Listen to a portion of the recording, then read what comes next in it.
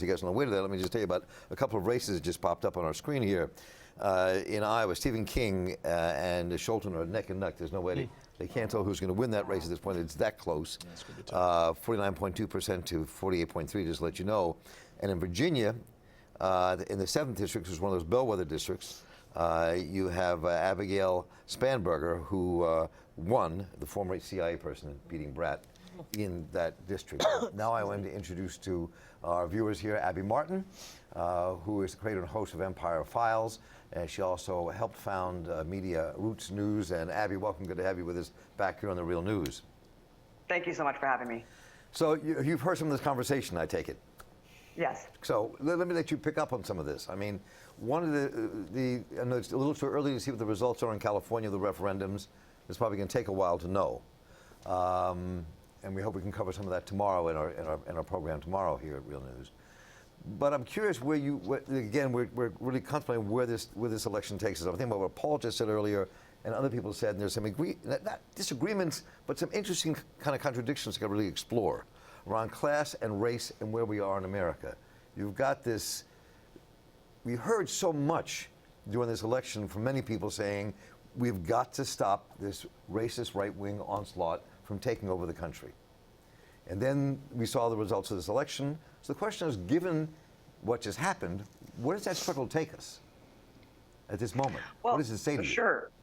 Sure. I think it was a trickle. It wasn't a tsunami, and it wasn't a wave. I mean, it was a trickle, and we're lucky to have just that. I think it was not a repudiation of the clear and growing threat of fascism that we're seeing with the Trump administration. I mean, given the tactics and rhetoric and actions on the ground that we've seen in the last 2 years, I'm actually stunned at the lack of turnout. But actually, when you're looking at just the complete abysmal failure when it comes to what is the Democratic Party's platform.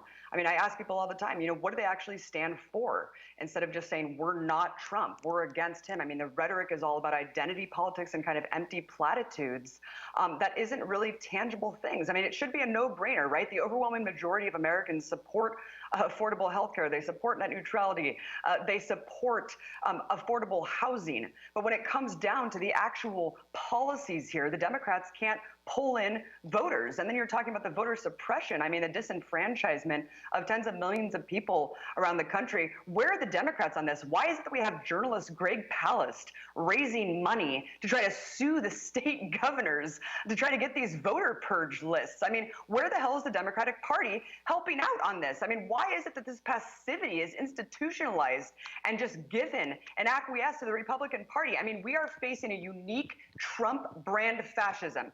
Yeah, he might not have done and said the things that Hitler has done or said, but he's our Hitler, and he could be our Hitler. And the fact that the Democrats are tiptoeing around the word fascism about context and analysis about what's going on, you turn on CNN and MSNBC right now, they're cheering and celebrating as if this is some huge victory.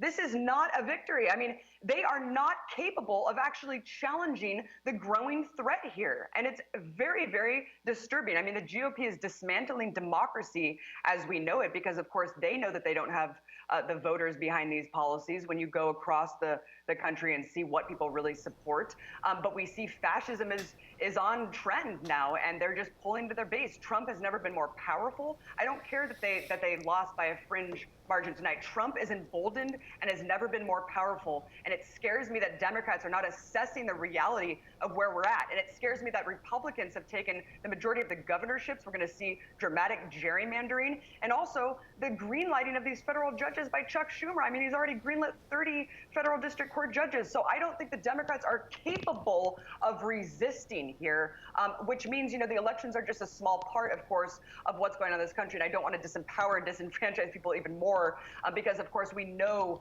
that change will only happen with the masses in the street pushing this policy. In fact, that's how it's always been. So, so you said a great deal for Abby. Let me kind of parse this out and think about what other people have said here on this panel. And think about what Paul, you were saying earlier in the conversation about the nature of the billionaire class, as you call it, and who runs both parties. Though there is, I think, an ideological split among them, as there is everybody in America. I mean, the people in that ruling class who love the Democratic Party are also people who support abortion rights, and where most of the communities of color are aligned with in this country for all kinds of complex reasons. And we've been talking for months and months and months about what we're facing, this onslaught that's built around Trump and what they could do to the future of our country. You just talked a minute ago, Jacqueline, about your fear about your grandchildren and what they're going to face, these young black children growing up in a society that could be get worse than better. That we could be facing a combination, as I've been saying a lot, of 1877 when Reconstruction was killed and 1932 when a minority party took over Germany. And marrying these two historical moments and thinking about what that could mean for 2018 and 2020 and 2022. So I'm curious what you all think in the time we have here together. What does that take us then? What it's not, and I think it's great that the Democrats probably have taken the House and they can, if they actually push some issues and bring issues to the table and actually go after some of the things Trump did, but and can kind of raise the level, the heighten the contradictions. Though I'm not going to hold my breath waiting for that. Where does this take us? I've spent some time in Pennsylvania, District 11, where Jess King was running. Very progressive candidate, did not try to run against Trump, ran against Smucker, and mostly ran for progressive values. She didn't win, and she actually lost by a fair amount. But what I saw there, to me, is the beginnings, or maybe it's more than beginnings, the kind of on-the-ground organizing that's going on there, and especially organizing amongst poor and working class whites who vote for Trump and really trying to reach out and talk to them. And I think so much of the left has abandoned that sector of the population and just left it to Fox and left it to the Republicans. But there, in fact, is a lot of that kind of organizing going on. And maybe it didn't break through and win this time, but this is the beginning of a ramp up for 2020. And the kind of organizing going on in that District 11 and some other parts of Pennsylvania, it's really all a step for the next 2 years. So as much as I've been talking about how the billionaire class controls the parties and such, I don't think they're in total control of the situation. I think people are waking up. I think there is organizing going on. And I agree with what you were saying earlier. But we need to do both. There needs to be the fights over the immediate issues of reform that engage people, but we should not talk to people like they're children. Yeah. You know, we are facing an existential moment in history, and people need to know it. And when I was in District 11 talking to Trump voters after one of these debates, and I started talking about the threat of climate change, and I was talking about AI and robotize, I can't even say it now. Robotics and so on. They were very engaged in that because it's not a partisan conversation. And it really does affect us all. So this next 2 years is decisive. Well, I think that's a very good point. And I think to sort of maybe marry two threads here, one race that kind of indicates a lot of this, sort of one, the inability to learn the lessons of 2016, and two, the inability to embrace mass movements, is the Ohio governor's race, which has now been called for the Republican Mike DeWine. Richard Cordray parachuted in there, defeated Dennis Kucinich at really the sort of behest of the establishment in the state of Ohio. But you look at Ohio, that did go for Trump. It had a lot of sort of Obama 2012, Trump 2016 voters, strong labor movement, different pieces like that. What are some of the main trends there? Trade issues, obviously, something that Kucinich had been out there for years talking about. The issues of the wars, which there's at least one study that looked at Wisconsin, Michigan, Pennsylvania, and Ohio and found that many of the most pro-Trump districts had outsized proportions of people who had been killed in Iraq and Afghanistan and other things that had gone on out there. To a second degree was an issue that Kucinich was trying to raise in a major way, which was the gun control issue, which not only was a major movement, but he was trying to really sort of, especially with his lieutenant governor candidate, Tara Samples, really not just have the traditional conversation about gun control, but talk about community violence in black communities and what that really would have meant. And so not only talking about sort of playing into some of the major trends around working class people, but also talking about how do you start to create these alliances between different sectors of working class people on issues that matter to them. And I think at the end of the race, you can really see the problem that you have with that when you have the steel workers vote for the first time, 96% of them to potentially go on strike nationally. Don't know if that's going to happen, but it's a major issue here that to have someone who is a longtime union supporter, known by union members, who could have turned their campaign into a movement campaign. I mean, think about talking about having a card check right to work type of piece, empowering workers with the bully pulpit of the governor's mansion there in Columbus. In a time like this, when workers are hurting, when workers are fighting, embracing the mass movements that are existing, talking about how I married them and put together. That's the opposite of what the Democrats had. They had this random guy, Richard Cordray. No one's ever heard of him. He's a wonk. He's a terrible speaker. He doesn't even really know that much of the issues. He barely even spoke to workers' issues in a state like Ohio, which is shocking to me, I think, except for maybe the 1 or 2 times he showed up at a steelworkers hall. And this is what you get in a situation like this, where Sherrod Brown easily cruises to re-election with that kind of agenda that I'm talking about, one that really is speaking to so many of the concerns of working class people of all races in Ohio. And then you have the governorship go to the Republicans because you do the exact opposite. So I think it's an interesting race to sort of look at some of these larger trends. Lester, go ahead. Yeah, so one of the points she brought up was the idea of what's going on with the states with the governors. It's important to note that the Republicans actually lost 4 governorships. It's also important to note that if you look at other states, New York, for the first time in a generation, the Democratic Party actually controls both the governor and both seats of the legislature, right? So again, if we can actually articulate Trump as being this larger-than-life figure and Trumpism as a thing, and he is. But again, I go back to 2016. Did any of us sitting here actually imagine that would happen?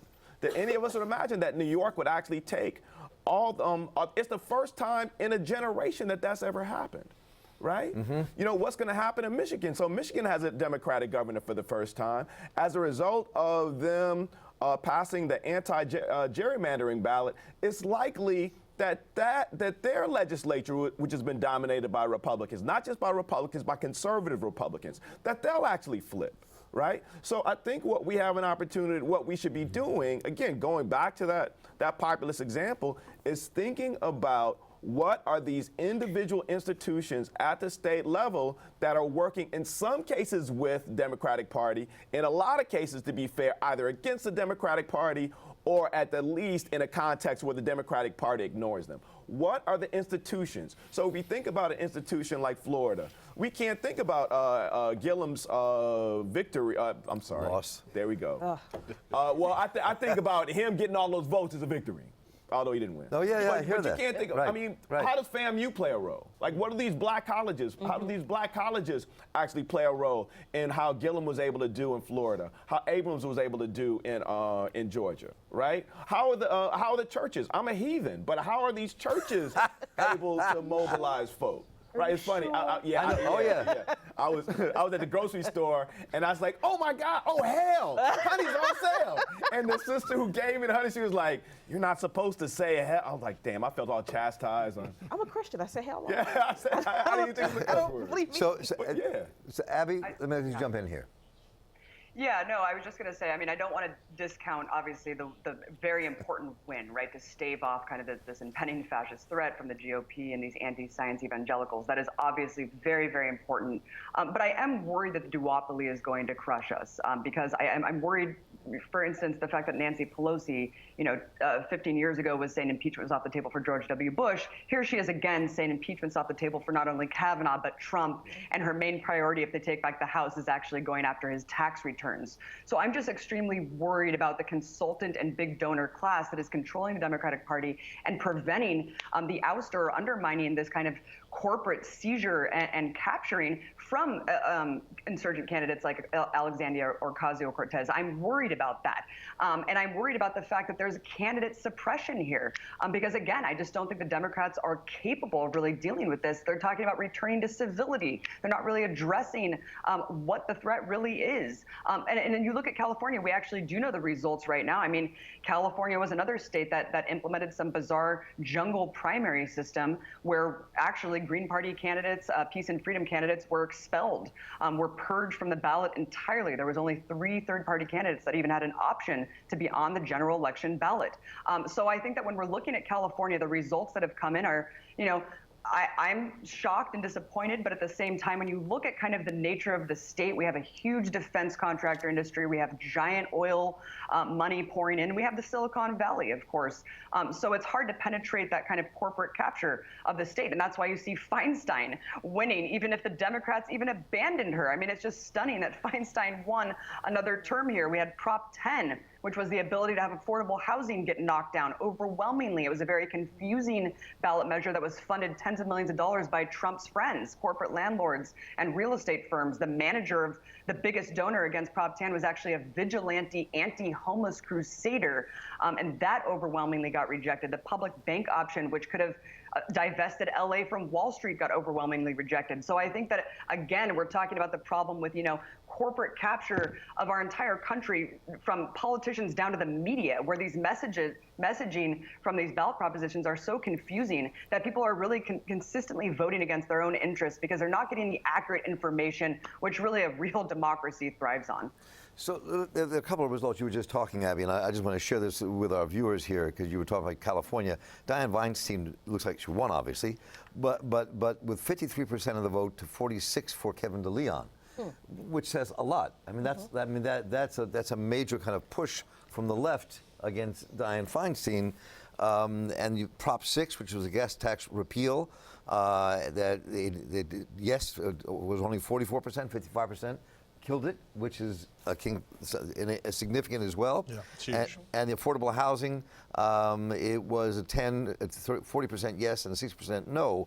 But these are kind of interesting kind of pieces when you also look at the closeness, the level of difference in the races where people lost, whether it was Gilliam's loss in Florida or the other losses that were very tight. Well, the Texas one's interesting because while Cruz won by a small amount, right, apparently there's like 10 new seats the Republicans lost in the state legislature in Texas. Correct. Yeah. So exactly. So the point I'm getting to with this is that what this says to me is that there's a very powerful divide in this country right now.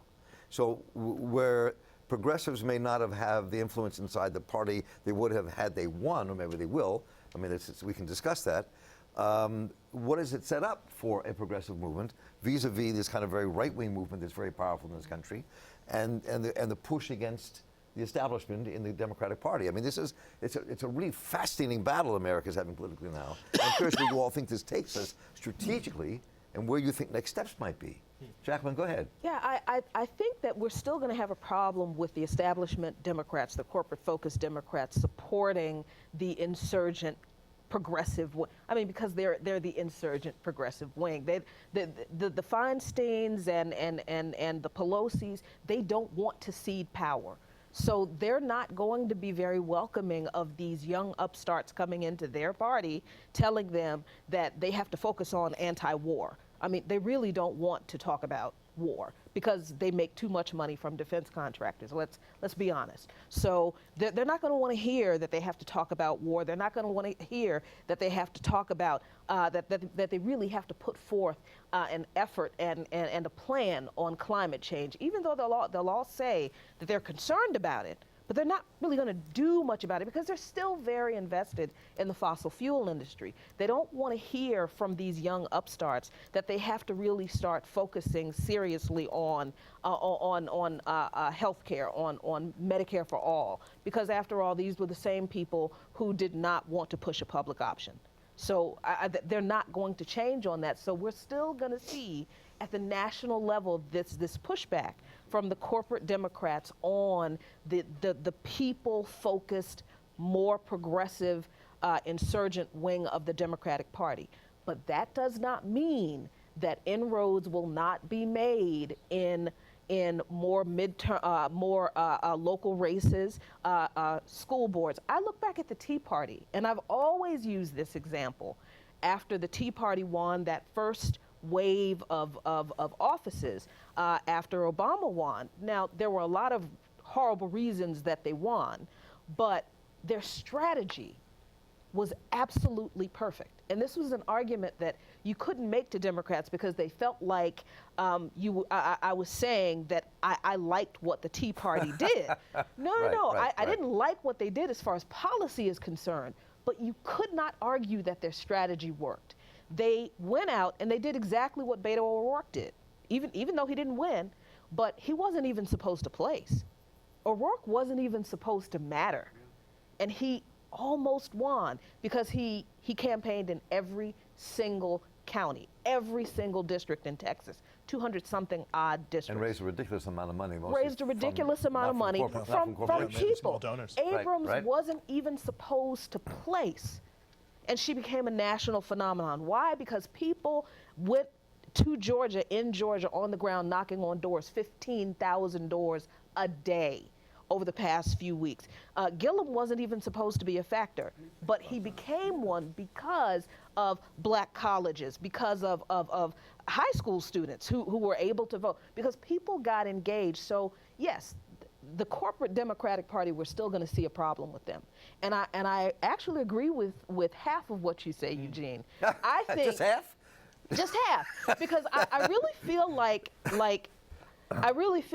Trump, at least the Republican Party, I hate calling his name, the Republican Party, I think the Republican Party is not going to want to push prescription drug price reduction. I don't think they're going to, because that's too close to agreeing with the Democrats on Medicare for all. I think that they're not going to want to do that. But I think they will get the infrastructure bill passed. I think that will happen. And that is what is going to push that person to win the White House in 2020. I do think, though, that this left insurgent, progressive, grassroots, radical, I think people are going to be less afraid of the word radical. I think people are finally going to figure out, like our parents did, that in order to get anything done, like Abby said, like we all know, social change happens when people get angry and they get in the streets and they show politicians that, no, we know what you're doing and we're not going to let you do it. And it has to be sustained. The anti-war movement has to be rebuilt in this country. It's going to be slow, but it is going to be done. And this isn't going to be done within the Democratic Party. This is going to be done in people's neighborhoods, in organizations like Black Alliance for Peace, in organizations like, Pan-African Community Action, that in churches, in progressive churches, who are now starting to push back on this conservative Christian indoctrination and stealth propaganda campaign that's been going on in white communities and white churches for 60 years. All of this is going to coalesce. It's not going to happen in the corporate Democratic Party, but it is going to happen in the streets, though. And Abby, I see you shaking your head yes. I love that you brought up the war machine continuously, because that's what I'm thinking about. I mean, that's the main issue on my mind. Time, of course, looking at domestic and foreign policy through the lens of obviously the U.S. being the largest military machine and responsible for death and destruction around the globe on a daily basis, and especially being the world's largest consumer of energy and the world's largest polluter, frankly. I mean, we're talking about an institution, the Pentagon, that's exempt from all international climate treaties. I mean, it basically is immune from any responsibility from the degradation of the environment. And so I think it's just shocking to even see the lack of really accurately talking about the big picture, right? I mean, just calling out the problem as it so obviously stands. I mean, where's Bernie Sanders on foreign policy? Where's Ocasio-Cortez? I mean, I'm really happy that they've talked about this, but I think it should be a main focal issue. I mean, why is it that here we are in 2018 and we're still not able to address this elephant in the room, that the Pentagon is the largest destructive force on Earth, and it's the largest, it's the most responsible for climate change. And I couldn't agree more. I mean, we're at the precipice of cataclysmic climate catastrophe. And if we're not addressing the actual solution of dismantling the U.S. empire along with its 900 military bases around the world, I don't actually know what we're talking about here. But I really want to also mention that I couldn't agree more. The fight is really in the streets with millions of bodies.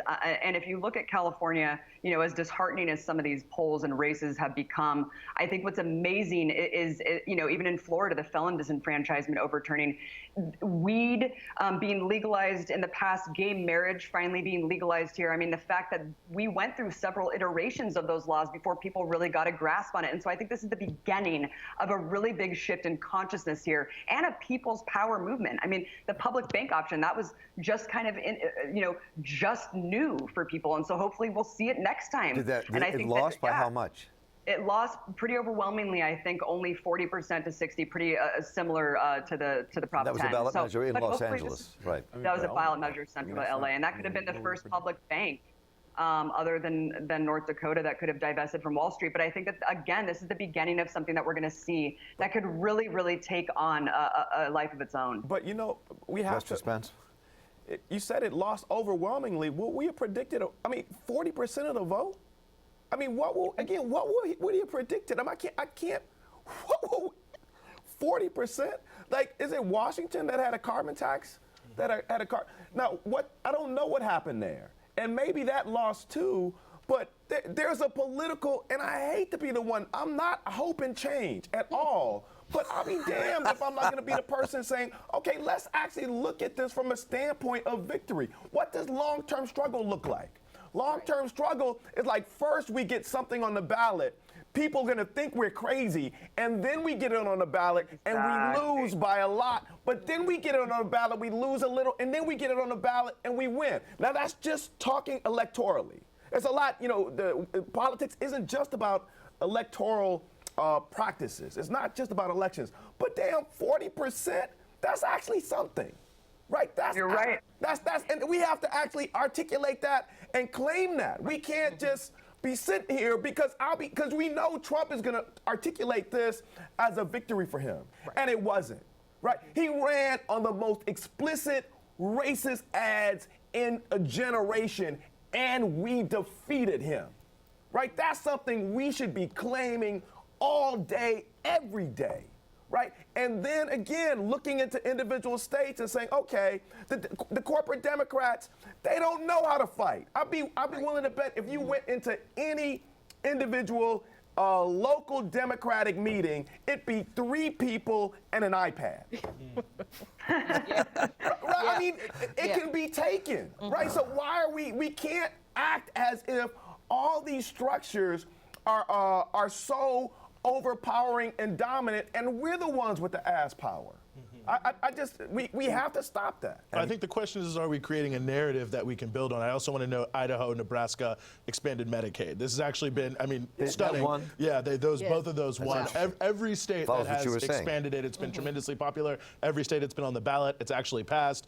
Minimum wage was not a huge issue this year, but you see a similar sort of trend. So I think there's a narrative out here, even though you aren't winning every race, that you can say, like, obviously access to health care is a major issue. I mean, that's part of the reason why I actually feel very strongly about this prescription drug piece. I mean, last week you have the Congressional Diabetes Caucus releasing like a hard-hitting report on the insulin industry for jacking up prices, which surprised me, but obviously they're setting the stage for legislation that almost certainly will pass. I think that there's a narrative that's starting to build around some of these issues. I mean, you have Amendment 4, which does well and wins. You lose question 1 in issue 1 in Ohio, which was to turn all drug possession charges into misdemeanors from felonies, but to even have that as an issue that was championed by a major party candidate, legalize weed in Michigan. Also worth noting that the gubernatorial Lou Jean Graham, who won the governorship in New Mexico, also wants to legalize marijuana in that state. Same with Phil Murphy in New Jersey. Same thing, although I don't think this will happen, with J.B. Pritzker in Illinois. So I think we're starting to see that there's a narrative that people are turning a bit. And we'll see what happens with Harris County judges, where they may throw out a bunch of judges who are against bail reform. There's a narrative starting to build here that people are uncomfortable with mass incarceration, uncomfortable with drug prohibition, think that we need better access to health care, that drug prices are too high. And I think if we can seize on some of the center pieces of that narrative, it shows us where a movement has to start to go to turn the ship around. And that narrative, and one more thing, and that narrative is created by organizations, right? Like the organizations, regular people organizing, articulating something, and then organizing folk, and then taking. And it deserves to be mentioned. I have to say this really quickly. Rashida Tlaib, who comes from Detroit, where you are, who initially had not the greatest position on Palestine, and organizations who work on this issue, the Electronic Intifada, Jewish Voices for Peace, a number of Muslim organizations, actually interacted with her, reached out to her, some sort of called her out, and she turned her position 180 180 degrees. And I think it deserves to be said that someone who's called Israel an apartheid state and said that she's for a one-state solution is going to be in Congress. How much that's going to come up, I don't know, but it's a clear example of how mobilization on the ground can really affect a candidate in a key moment. So, and let me just jump in here, because Abby, I know you're going to run as well, but I just saw a piece here that, in the context of what everybody just said here, that Nancy Pelosi said she's going to now seek as Speaker bipartisanship. So exactly what she said in 2006, by the way, when they took it back from Bush, when they said we won't impeach him, we won't raise the taxes. So, Abby, before you roll, could you again start there, and you can finish up with the comments you just heard here and how that feeds into that? I missed that comment. Can you repeat it? Yes, and Nancy Pelosi says now that she's going to be Speaker, she's going to be pushing bipartisanship. Oh my good God! Yeah, well, we know that the Democrats have basically. I mean, after that she did a town hall where someone asked her, "Would you ever go left on economic issues?" And she almost shook out of her own clothes and said, "We're capitalists. That's the way it is." So I think that as long as Democrats are running on the fumes of Russia fear-mongering and essentially opening their tent to everyone right of center, it's going to be a long road ahead. And so I think we need to really take the framing out of electoral politics for a second and really put it back into the streets, into the formation of these organizations and the groundswell. That's really the only thing, because it's happened under Republican presidents, right? Bush, Reagan, we saw massive immigration reform. And so I think that no matter what happens on the electoral arena, we have to keep people inspired and plugged in instead of just plugging in a vote every 2 years to every 4 years. And it's really not how change is going to happen. So it's really from the ground up. And Democrats really have to open their tent to the left if they want to win. But I think really it's going to come with grassroots insurgent candidates and really grassroots mobilized movements of tens of millions of people in the street pushing for these policies. Everyone, it's great to have you with us. Look forward to many more talks, and we'll be talking together soon. Thanks for joining us. Thanks so much for your great coverage. And now we'll also be joined by Howie Klein, who's a former music producer and a record label executive and progressive activist. He's now an adjunct professor at McGill University in Montreal. And, he's not here. He's almost here, sorry. I was going to say one of your favorite commentators, Paul Jay, but he's not here yet. So we'll get to him before we're out of here. Huh? Got a great blog name, Down with Tyranny. Down with Tyranny, exactly. So I'm just curious, hearing all the conversation we just had here, where you see the struggle going over the next 2 years towards this next presidential election.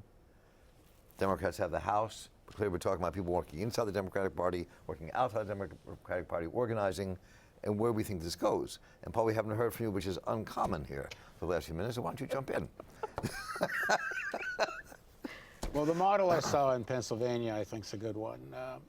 A lot of the organizing that was going on was not done within the Jess King campaign. It wasn't done within the Democratic Party. It was done with a variety of organizations they've established which decided to support Jess King. But their organizing is going on. Lancaster Stands Up is one of the organizations, and there's some others that are related. I think that's the right model. I don't think you can separate the electoral fight from in the street fight. I don't think you can really mobilize ordinary people without a connection to an electoral fight, because that's where the power is. People understand that. And I think in the streets, too often thinks people marching with signs, but in the streets can also mean in the community. Organizing. On the streets of the community. And that can't just go on, within a few weeks or months before an election. And I think that's the model that's taking place that I saw in Pennsylvania. They're going to be continuing working in the community and getting people, as I say, they're particularly working on people that in the poor sections of the working class and workers that voted for Trump. And there's some towns in this district that I saw that are, exactly that model. And I think we need to raise these conversations with people in these communities. And we can do it as the Real News, and some of the organizing that's going on in Pennsylvania can do it because they're not doing it on behalf of the Democratic Party. They're doing it on behalf of the people of the community, and taking these issues like climate change should not be a partisan issue, but the Republicans have succeeded in making it so. that model is the relationship of community organizing in the streets and electoral struggle, and I mean, we have like 2 years where the fate of humanity to some extent is going to get decided here. If another climate denier gets elected, if it's this climate denier gets reelected, and or a climate compromiser that has the rhetoric but actually won't do anything effectively gets elected, we're in serious trouble as humans, and I think that's a nonpartisan conversation. And I just to say what I said before, when we go and talk to people in the community, they're not children. They need to hear this big picture threat to our existence, to their kids, to their grandchildren. I mean, I did an interview with Rana Foroohar, who writes for the Financial Times, and I asked her, what do the people on Wall Street think? They got kids, they got grandkids, they know this climate thing is for real. What are they thinking? And she said, they all have their escape plans. And they just had to pass a law in New Zealand to stop foreigners from buying land, because the billionaires are buying up all the land. They're going to buy up land in northern Ontario and Canada. Working people have to understand that the elites are getting ready to throw them, into the gutter. They're going to have a society with robots doing the work, and the elites go find and protect themselves. I mean, I think they're delusional to think they can really protect themselves, but to a large extent, when you got that much money, you are delusional. We got to tell people this, and I think when we tell the whole truth to people, I think people are going to respond. So Howard Klein is with us, and who we introduced and also blogs Down with Tyranny is